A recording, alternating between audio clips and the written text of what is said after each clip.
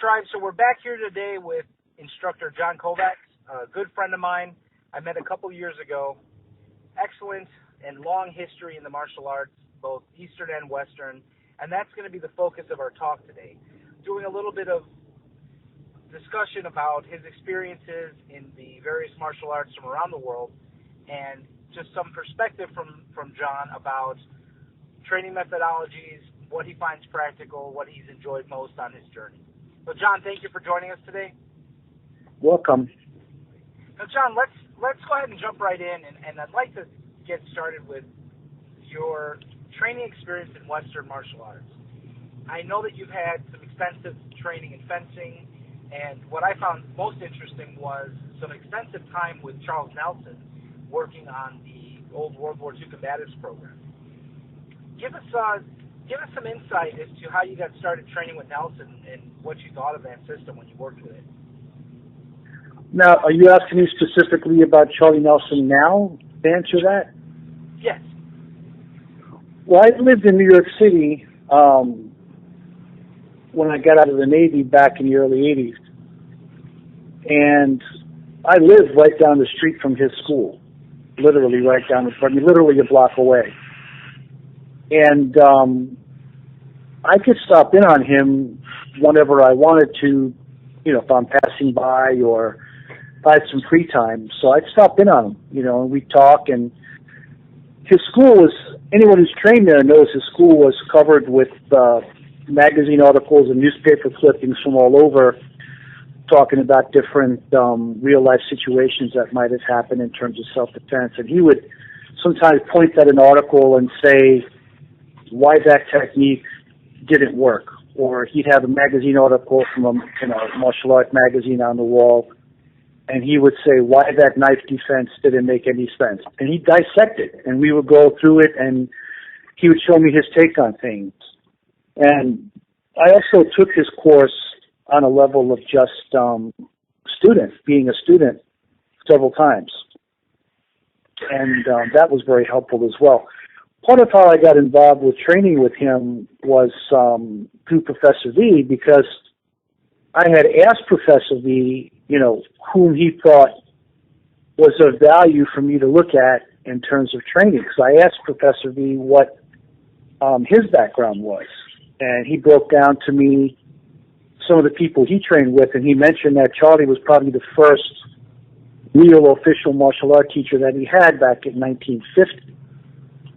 So he pointed me in the direction of training with Charlie Nelson, and that's how I got started. I sought him out and just continued from there. Now, John, you mentioned that you took his course more than once. Right. What was the course like? I mean, it sounds like it was structured as was it like a semester-long course? I mean, how was that put together? Essentially, it was about 10 lessons, if I remember right. Could have been more, but I remember 10. And what he did was, you always weren't, asked to wear ordinary street clothes, whatever you'd wear in everyday life. If you're a businessman, you wore a suit. If you're a jeans and T-shirt person, that's what you did. He frowned upon anybody coming into the school wearing, so-called martial art uniform, because he thought that wasn't, reality in terms of what you're going to be doing in real life. So the first thing was you train in your ordinary clothes. And scenario-based, what if a guy held you stationary knife defense, grabbing your wrist and putting a blade against your neck? What would you do? What would you do if you were being choked from behind, and so forth?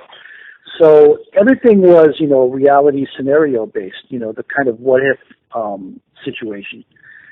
And by the time you finished the course the first time through, you pretty much covered most of what you would consider realistic mugging type situations. Ambushes, knife against the neck, thrust to the belly, face slash, club attack, stationary choke defense, wrist grabs, and so on. Sucker punch, that kind of thing. And for women, I saw he was also showing, you're shopping, you've got groceries in one hand, or you have a handbag. What do you do then to defend yourself in that situation? How do you defend yourself in a stairwell? How do you use an umbrella or a cane if you're an older individual? So all these things were sort of covered with his program. But the unique thing I found about what he did more so than any other course or system I've seen taught was he absolutely taught in terms of principles. There was never any set, this is the technique, number one or technique number two. It was kind of like, he'd use the analogy of the mongoose and cobra, which was the symbol for his school. And he always talked about, what Japanese martial arts would call tai sabaki, the, body evasion and just enough, to deal with the attack. And he wasn't a very big guy. I mean, I caught him when he was in his 70s. He wasn't, a young guy. So, and he was able to generate tremendous power, despite the fact he must have weighed about 145 or 150 thereabouts. And I was, at the height of my karate at that time, doing Kyokushin and all these things. But he had no problem hitting hard and hitting well because his body mechanics were just so right on point, Interesting. Now, Nelson's system, can you give us some information? Some of the audience may not be familiar with it. I know that Nelson's system came directly from the World War II combatives that were taught in the U.S. military. But I've also seen many references to Mongolian, what he called Mongolian wrestling, or what he referred to as Mongolian wrestling. Right. Tell me a little bit about the foundations of what he was teaching. I never really quite could wrap my brain around where that Mongolian wrestling thing came from. I know that there were certain locks, like Barhammer and so on, that he would use, and he always referred to the Mongolian wrestling piece. But I do know that, from what I understand, he was bunkmates or had trained with or was in contact with O'Neill, who was a World War II combatives instructor, and I think O'Neill was associated, if I'm not mistaken, with Fairburn, W.E. Fairburn, of the Defender and combatives at that time during the war, of Shanghai fame when he was living in Shanghai during the 20s, 30s. And from what I remember him saying and reading, I think he was very much influenced by O'Neill in his training methodology. And plus, Charlie was, from what I remember, a boxer as well in the Marine Corps. So his footwork and his timing and so on was definitely influenced by Western boxing. Plus, I think he was also teaching and all of that after he got out of the war, I think he was injured in Guadalcanal, and he ended up teaching, I guess, the Marines and so on. But he was familiar absolutely with bayonet technique and all of the rest that you would teach the Marine Corps. But from what he told me when he got out and started teaching civilians, at that time in the 50s, the world wasn't as violent as we saw later. So a lot of what he taught initially was more what you can look at as combat judo, a strike and then an immobilization or something to, defuse the situation. And his techniques changed over time when society became more violent and weapons became more prevalent. So his system definitely evolved and shapeshifted into something different as the needs of society changed. So that's what I know. Now, John, you've also had some exposure to another important name in the Western combatives community, Carl Sestari. Oh, yeah, Carl. Sure. Tell us a little bit about your experience with Carl and his programs. Well, Carl was an interesting individual. I mean, when I met Carl, he was a tank. I mean, he wasn't what people might have seen him at in the last few years of his life. I mean, I met him when he was just literally a tank. I mean, the guy was just, massively powerful, incredibly talented, very knowledgeable, and just a good guy to be around. I mean, he was a guy's guy. He was definitely, the alpha male that walked into the room, and incredibly knowledgeable when it came to anything that dealt with World War II combatives. Being at his house and spending time with him and seeing his room that he had his stuff in, he had, tapes and 8mm reels and manuals and books and daggers and stuff that, any museum would have been envious of in terms of his collection. But he was able to assimilate it and really make sense of how to apply it for today's society. And he could hit. I mean, the guy was just, he was massively powerful, and very knowledgeable. And he was a friend. I mean, we hung out a lot. He actually met my father, because we're all from basically Jersey. He was from Jersey, had a house there. My father was in Jersey. I was born in Newark, New Jersey, and raised in Jersey partially, so we got a whole New Jersey connection. And he would come over to my father's house, and the three of us would talk about, the old days in the karate world and so on, because my father had a lot of stories, and Carl liked to meet and hang around the old-timers, which he considered my father to be one of them. So that was a lot of fun, too. So I knew Carl on several different levels, and I actually met him when I started practicing Aikido Jiu-Jitsu. He was one of the students under the same person we were training with, and we all traveled around, probably about 5 or 6 of us, including Carl, to different venues to meet different masters who were teaching various workshops. Gozo Shioda and so on. We met all these people as a crew, and Carl was there. So we spent a lot of time training in the Aikido Jiu-Jitsu as well.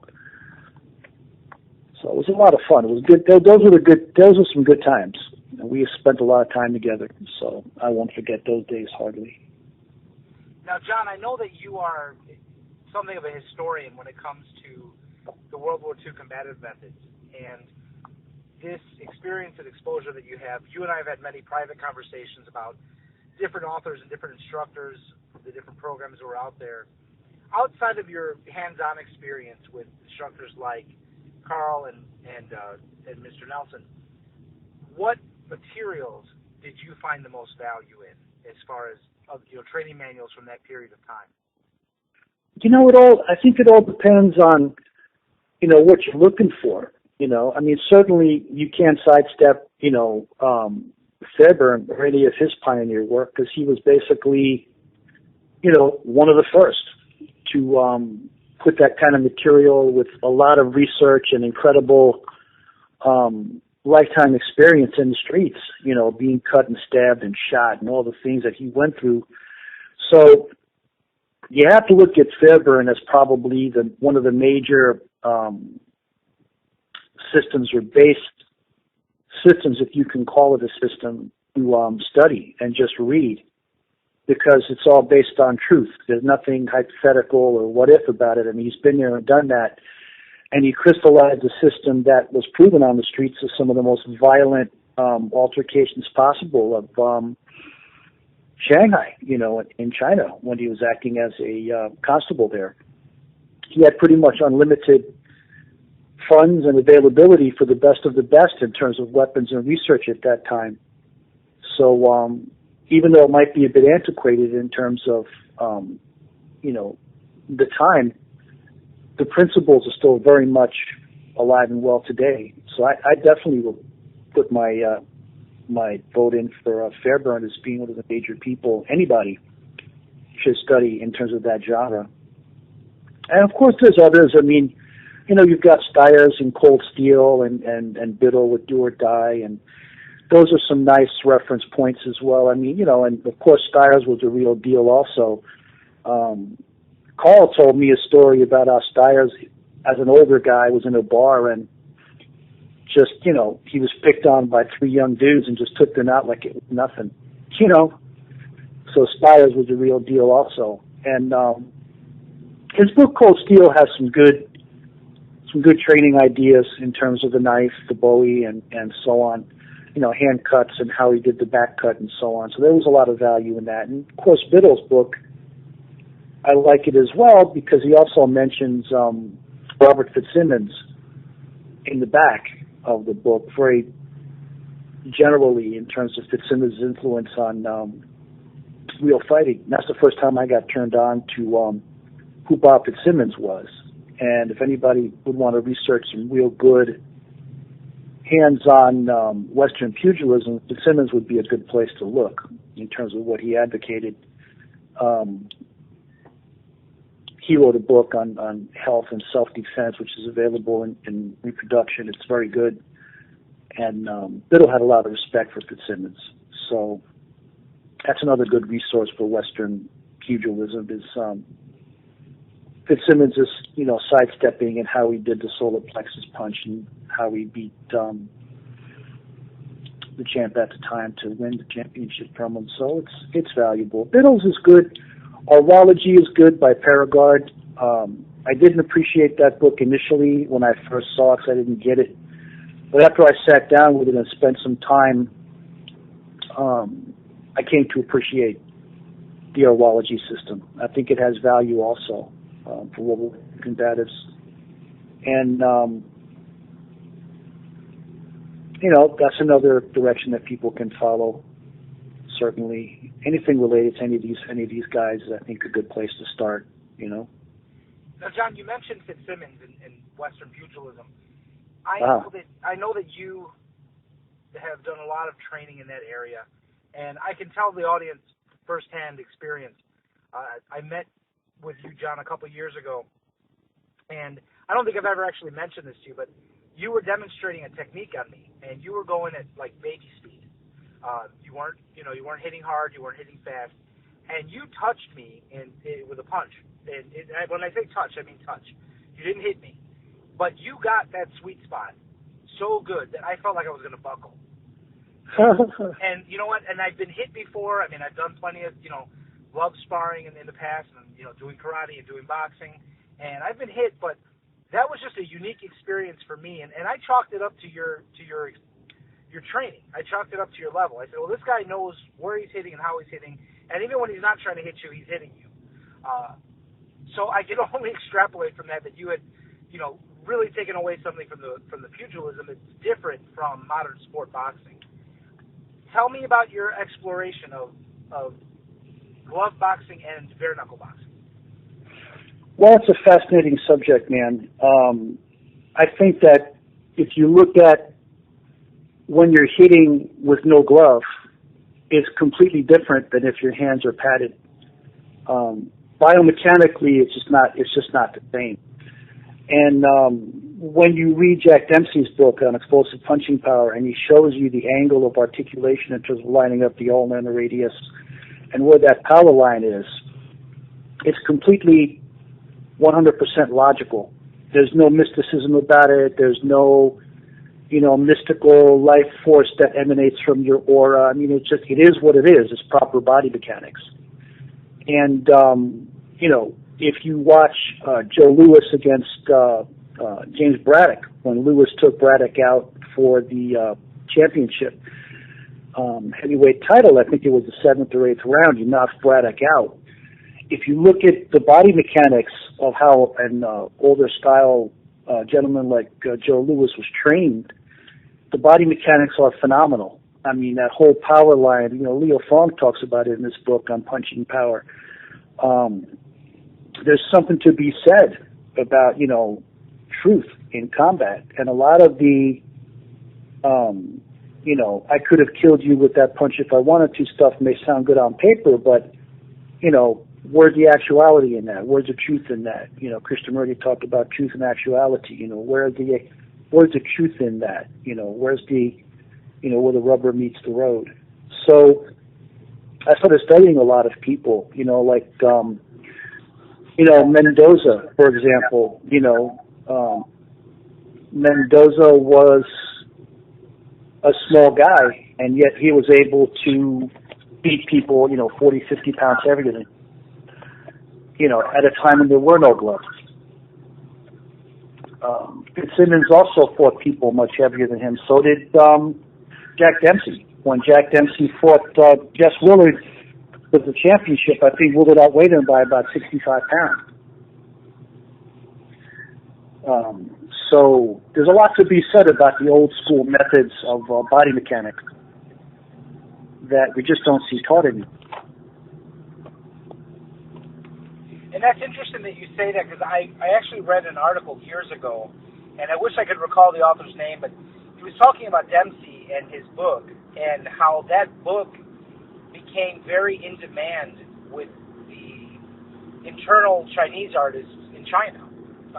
Right. I think specifically with the Xinyi guys, they were real interested in seeing it. They thought that was the best book that had been put out on basically the same principles they were using for power development. And Dempsey was held in pretty high regard in China at the time.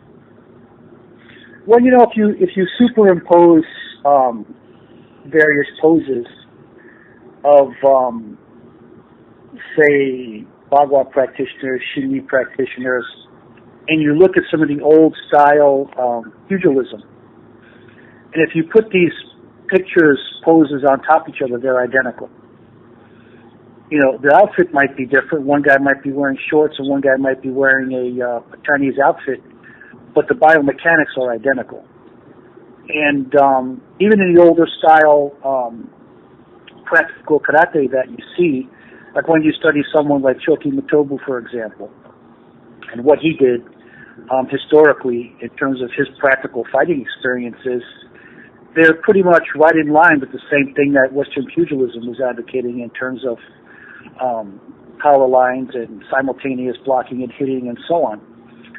So, to study someone like Shoki Matobu and see what he taught, and then put that and superimpose it on top of old pugilism, Western martial arts style, again, you see a parallel of identical theories, lines of power and so on. And even the stance, that double-armed, reinforced forearm block stance, that's a classic posture that you see Shoki Matobu in many pictures, and yet it's the same stance in Western pugilism. One guy might call it karate and one guy might call it something else, but it's identical. So you got to look for similarities in things, what makes sense. And all these guys came upon the same types of realizations in terms of what works and what doesn't. So it's kind of interesting. But Western pugilism, by and large, has always stayed pretty true to being very practical, eliminating a lot of the unnecessary fluff and frill and just getting right to the nitty-gritty of what's going to work and what isn't. Now, John, let's go ahead and move on from the unarmed combat arts and into weapons. You had recounted to me an interesting story, and I'd like for you to share it with the audience about your first exposure to, I guess, lack of a better term, kind of street knife work. And this actually wasn't here in the U.S., but I believe you were in Hungary at the time? Oh. I was like 13, man. I was in Hungary, and, I saw quite a bit of what my uncles were calling, for lack of a better term, like, chibes, which in English means gypsy, knife fighting. And I couldn't wrap my head around it at the time. I was kind of young. But when you watch these guys work, it was quite obvious that it was the art of the ambush, multiplied in terms of just fighting. Being able to use a handkerchief, being able to use a belt buckle, supplementing that with putting a knife in your mouth. I asked my uncle, why is that guy got one knife in his hand and one in his mouth? And basically his answer was, well, are you going to punch a guy in the mouth who's got a blade hanging through it, with the blade hanging through his lips? And the answer is no. You're not going to do that. You're going to get your hand cut up. So that was his explanation on why that was done at the time. And my uncles were merchant marines, and they had a lot of experience in various ports of call, if you will, honing their so-called craft, and they were just the best, street fighters I could ever imagine in terms of any kind of improvised weaponry or anything along those lines. But certainly I've seen that back in Hungary when I was a kid. That's probably the first time I've seen that kind of fighting. Interesting. Now, John, you, apart from seeing some, down and dirty kind of knife work, you've spent considerable time learning Western fencing. And right. You trained with Ramon Martinez, who's, very famous instructor, and also with an Olympic level coach. Is that correct? Yeah, I trained with Chaba Altes. He was the Olympic coach for Sabre. And he's the one who trained Peter Westbrook, who was, I think, the first American to pick a bronze medal in the Olympics in saber. And at that time, when I was training at the school, Westbrook was also there as a student. This is quite a few years ago. And I trained directly with Shaba one-on-one for, I don't even know how long it was. It was a while. I can't remember if, how many times I trained with him, but it was quite a bit. And his training sessions were pretty brutal. Anybody who trained with Shaba can tell you that if you made a mistake, he'd have you in your fencing on guard position, and if you made a mistake, he would swat you across the inner thigh with his training saber. I mean, really, stupid, brutal stuff. And when you were done, you had all these streaks and marks up and down your leg. And I asked him one day why he did that. And his basic answer was he wanted you to learn on a level of your nerves. The best way I can translate that, he's telling me this in Hungarian, to really internalize what he was trying to teach you. I mean, I thought it was sadistic, but, he was doing this old school stuff, and that's how he taught. You either trained with him or you didn't. And he loved training me because he told me one day that one of the reasons he liked training me was because he can curse himself out really well in Hungarian while he was teaching me, so I thought that was pretty funny. Nice. But, yeah, and that was a good experience. And for those that are not familiar with fencing, especially with saber, the Hungarians are famous for their prowess with the saber. I mean, that's almost a specialty, I would say. And correct me if I'm wrong, but that was kind of the way I've read it from my reading into fencing. Well, the Hungarians, the Italians, the Poles, they've always been very notorious for saber, but the Hungarians particularly, for many years, were some of the top saber champions and teachers in the world. It's such a small country, they produced some of the best fencers ever. And the Poles, the Polish people have also produced a lot of outstanding champions as well, but the Polish saber and Hungarian saber always cross-fertilized each other. And they've always had a very close relationship historically in terms of culture and friendship and camaraderie between the Polish and Hungarian culture. So it's not a surprise that they all cross-fertilize each other. And let's not forget that a lot of the mercenary, the hussars, who are hired by anybody in demand of good mercenary horseback fighters. They bought the Hungarian hussars in, bought the Polish hussars in, they bought hussars in from, Vienna or the Austro-Hungarian Empire. So it was very common for these guys to all cross-fertilize each other. But yeah, very famous for the saber, no question about it. Now, John, tell us a little bit about your time with Ramon Martinez. That's a totally different system of fencing. Well, I first saw the concept of Western martial arts in a two-part article by John Clements, because he was one of the main people from an American perspective advocating for Western martial arts as a legitimate martial arts system. And at that time, John was coming out with various articles in his organization and books, and I got really curious. I said, well, who's teaching this kind of stuff today? And I found Ramon teaching in New York City. So I went and sought him out, and basically I learned Italian rapier and dagger, Spanish rapier, and he taught me some foil just because he felt I needed that for fine motor control. But I wasn't interested in learning foil for anything else, because the foil to me is not a real weapon, it's a training tool. It was never meant to be a weapon per se, But I did a little bit of foil with him, but we really focused on the Italian rapier and dagger primarily. That was my training with him, and some Spanish rapier as well, the whole, carranza, so forth, circle walking method that he was researching. So that was my primary exposure there. And we had a chance to travel to Italy, to Milan.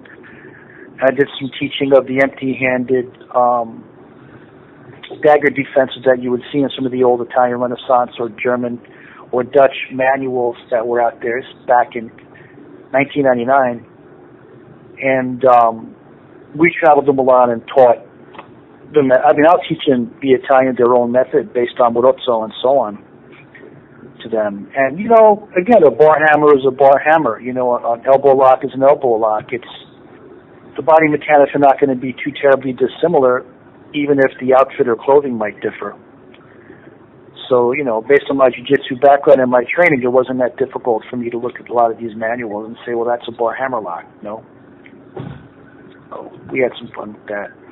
Now, John, let me ask you, being exposed to a more modern approach to saber, to the classical Italian fencing and the Spanish fencing, give us a little bit of compare and contrast. What did you find interesting about each of those systems? What did you take away that helped you with your edge weapons training?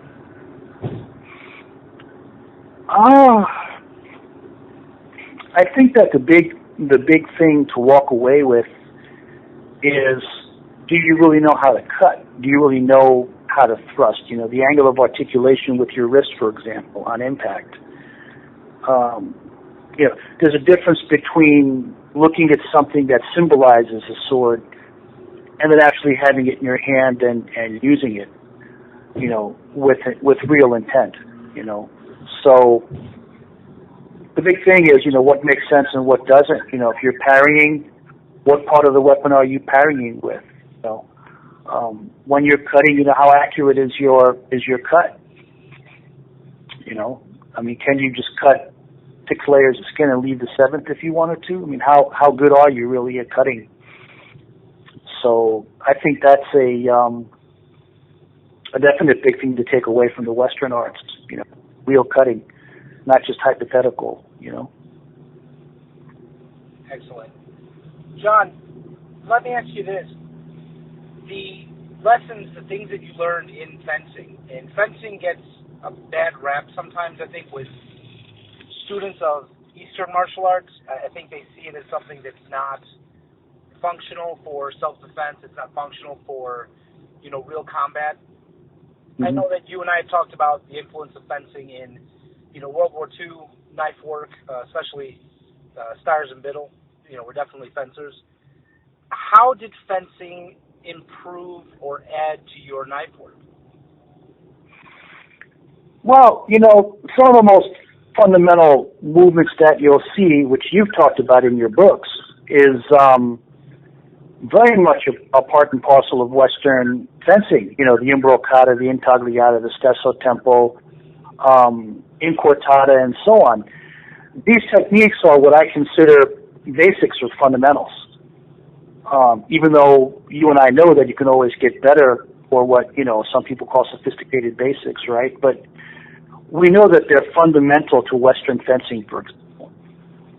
And, you know, talking with Mr. Pick, who's like the premier knife person under Senior Grandmaster Ed Parker in the Kempo world, one of the things he said to me, which I thought was right on point to, you know, no pun intended, was that, you know, in the Western fencing and knife fighting, it's going to be less of a defanging the snake, you know, cut the hand and stuff and go right in for the kill. Just go in and just take care of business. You know, cut the guy's neck or stab him in his heart and end it. You know, there's less of a tappy, you know, you do this, I do that template thing, and more just get it done.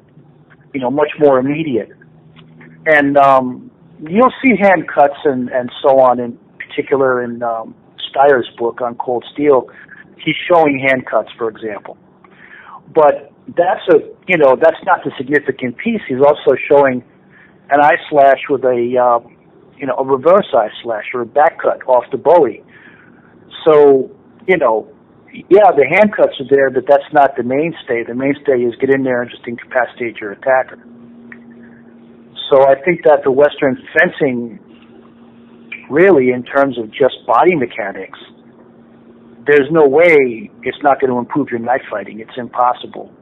But we have to make a distinction between, you know, knife fighting whatever that means, and then protecting yourself with a blade in the ambush, because they're completely two separate anomalies. They're not the same thing necessarily. I mean, you're not going to go out into a duel now like you did back in, Bowie's day and pull out your kitchen knife and butcher knife and then, defend yourself. I mean, it just doesn't really happen now. I mean, even in World War II, I mean, how many real instances are documented of people fighting knife on knife? I mean, I think there's practically none or very few that actually been proven to happen. So the likelihood of you pulling out your weapon and someone else pulls out their blade and then you have a knife fight in the streets is pretty slim to none. I mean, it might happen, but it probably isn't because, a knife is really a weapon of ambush. Now, John, let's go ahead and move forward. We've gotten some great information and great perspective on martial arts from the Western world and how, your journey throughout training has taken you through those arts. Tell us about your training in some of the Eastern arts. What's your background there?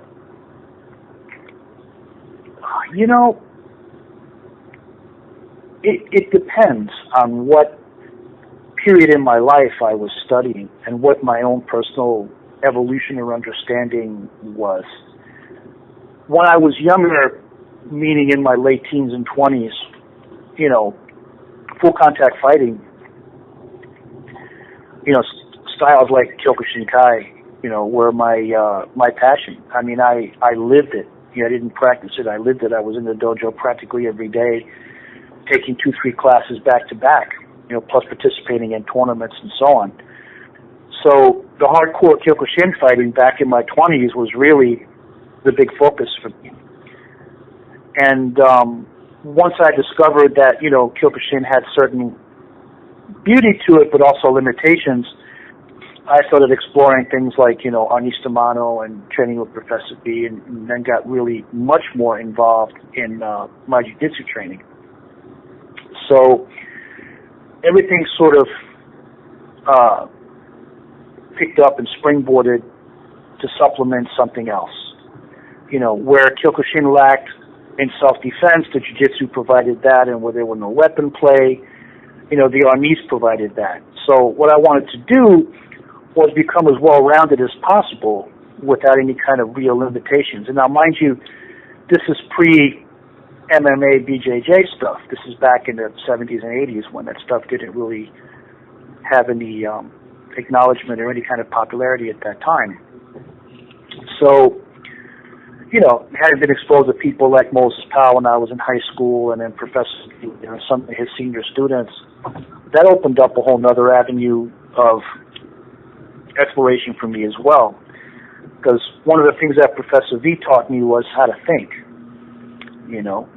and that was a true gift. I mean, anybody can copy, slavishly copy something and mimic, but to really think and to own something, that's when you really become the artist. So everything was dependent on my age and what made the most sense to me physically and also on a metaphysical level as well. So I'd have to say that it's all, the analogy would be, how master's, your PhD, and you're constantly evolving in what you do, Some people get into an art and they stay at a grade school level. They might be better at that grade school material, but they haven't evolved. So, and I'm not putting anybody down, don't get me wrong. I mean, there are people out there who are absolutely phenomenal at their system and can really make it fly, and their techniques are just down pat, wonderful. Like I've seen Shotokan practitioners, for example, who are just spectacular, and their techniques were crisp and sharp and beautiful. But that's what they do. They do just Shotokan. And again, I'm not putting it down. But for me, I wanted to be more diverse. I wanted to know weapons. I wanted to know joint locks and flow and so on. So I tried to piecemeal what it was to be total in my education. Now, John, where do you find yourself today? Where has your martial arts journey taken you? You've got plenty of experience. You've been under many respected instructors. You've got a lifetime worth of learning. Where does it come together for you? What is it? What is John Kovacs teaching now? Well, it's the old expression of to thine own self be true, and I think that my own expression is warrior, scholar, and then mystic, sort of in that order of progression. And I think the ultimate ideal is nonviolence. I really believe that, I'm not a tough guy, I'm not a bar fighter, I'm not a street fighter, I'm none of that. I consider myself more of, an intellect and a scholar, someone who approaches this from that point of view. Because I'm not in the Navy SEALs. I'm not a person involved in a SWAT team or any of that. I'm just a civilian. So I have no need for that kind of hypervigilance on a day-to-day. I'm not a hostage negotiator. I don't do those things. So for me, it's more of a spiritual development. How to be a better person. How to just work on my shortcomings as an individual in terms of being better as a husband, being better as a friend, being better as a family member, being a better and more productive person in society, being better at my job, helping the vets in my physical therapy capacity to heal and get well so they can go home to their loved ones as best as they can in terms of their health. So for me, the martial arts is more of a vehicle of transcendence. It's not about, being the biggest peacock on the block with the feathers spread, but, how am I in terms of quality as an individual, as a human being, evolving, trying to be a better person. So I've seen a lot of people in the martial art world who became extreme examples of just thugs, thuggery.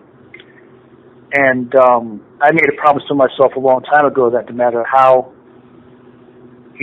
great my technique might be on the mat, if I'm a despicable individual, it doesn't matter. So it's kind of my goal now as an older adult to just be the best person I can be and share whatever I've learned, along the way with people who might have an interest in what I have to say. So it's kind of like that, I think it's that mellowing with age, the best way I can put it. And I'm much more interested in metaphysics, I have less of an interest in technique per se and more of an expression of innate capacity. Conan, what it all boils down to is this: to become the artist, you have to be able to create. And to create means that you're owning what you do. You're not just doing something because that's what Sensei said. It becomes giving back to the art as a form of self-expression. Honestly. It's like Bruce Lee said, he's not teaching people, he's teaching people to honestly express themselves. When he was asked about teaching his students, he said, no, my role is to teach people how to honestly express themselves. And really that's the reality of martial arts as far as I'm concerned. How to be the creator, how to give back, how to put your own stamp on what you do.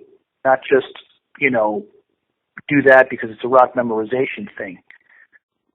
So to me, that's more metaphysical. It's more of an expression of what's ever happening in the moment. Embrace the flow. You get in contact with something or someone and something comes up. It's never the same twice. It's like the old expression says, you can't step in the same river twice. So you just have to be expressive in what you do. And like Bruce Lee said, you honestly express yourself. So to me, that's the journey now. It's not even about technique as much. Now, John, your school you have founded your own school, and it's been formally recognized. Tell us the name of your system, your school, and tell us how you went about getting that recognition as a formal school, formal modern school of martial arts. Well, it's interesting. I always felt reluctant or shied away from titles or names or labeling because it's look at what happened to any martial art. The founder passes away and they make a term like Aikido or Kempo or Jeet Kune Do, and look what happens when they do that. A lot of the creativity and a lot of the artistic ability to self-express gets misunderstood and translated into something else, and things become codified and rigid. So it's hard for me, even as an adult, to say, okay, I founded my own system, when in reality, there's only so many ways you can do anything. So I look at what I'm doing and teaching less as a technical thing and more of as an evolutionary, again, more on a metaphysical level. And I call what I do, Yi Shen Do, which basically is the way of utilizing or harmonizing your spiritual intention. Yi meaning mind and Shen spirit, and Do or Tao meaning the method. So really it's a method to hone into or tap into your innate potential or your innate spirit, whatever that may be on a personal level. And in the beginning, people have to learn how to walk and chew gum, so you got your basics and your fundamentals. And that focuses on gross motor movement and what you call the goho, or the harder techniques. And later, once people have got a firm foundation in that, you can graduate more into the juho, or the softer methods. And if you look at Wado Ryu, for example, it's similar in terms of how I view things, that combination of karate and jiu-jitsu. You look at Shorinji Kempo, same type of influence. Motubo Ryu, they have a lot of hard basics, but also influenced by jiu-jitsu. So, and similarly to what people see as Aiki Jiu-Jitsu, Daito-ryu Aiki Jiu-Jitsu. You've got different components of that, some of which is very hard and rough, some of which are more esoteric or metaphysical. So it all depends on meeting people where they're at. It's kind of like that. In terms of how this all happened, as I got older, I always shied away from rank and recognition and titles and all of this stuff. I always felt I've been a perpetual student my whole life. I still see myself as a perpetual student. That hasn't changed.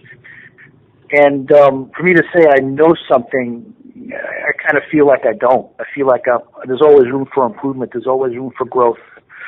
There's always room to get better at something, and or learn something better, or how to be better at a particular thing. So I shied away from titles and rank and all this kind of stuff. And then finally, a lot of people I knew in the martial art world said, stop. You're working at a certain level now, and you have to take what's rightfully yours. So some people, brought me into this whole Hall of Fame recognition thing, and recognition of system and founder and so on. And I did it, and I felt good. I mean, I got in front of a board of like 8 guys, and I had to demonstrate my system both physically and also verbally, and be able to show how my system is different or unique before it got recognized. So that was interesting. I mean, a lot of people who claim that they have a system that they developed probably have not gone in front of a board to have their system legitimately recognized by other grandmasters. So I can say I've done that. I think that's a nice, achievement. But again, on a level of ego, it's just something I did. It wasn't something that was like going to make me feel inflated or somehow, supernatural in who I am. You know what I mean? Right. Well, John, that's about all the time we have today, and I want to thank you for coming on. And can you tell us, if anybody's interested in getting in touch with you, John, what's the best way to reach you? Facebook. I mean, we all practically live on Facebook, right? Anybody can seek me out and hit me with a friend's request there. Very easy to do. Just punch in my name and I'll show up on John Kovacs in North Carolina. Can't miss me. That's probably the single best way. And GUROROCH@gmail is my personal email account. like G as in George, U like Uncle, Roger Oscar, Charlie Henry, Guru Roach, GUROROCH at Gmail. Anybody can shoot me an email there. That's fine too. Excellent. Well, thank you, John, again for your time, and it was a pleasure having you on. Hopefully we'll get you on again soon. All right, my brother. You take good care of yourself now. Thank you, John.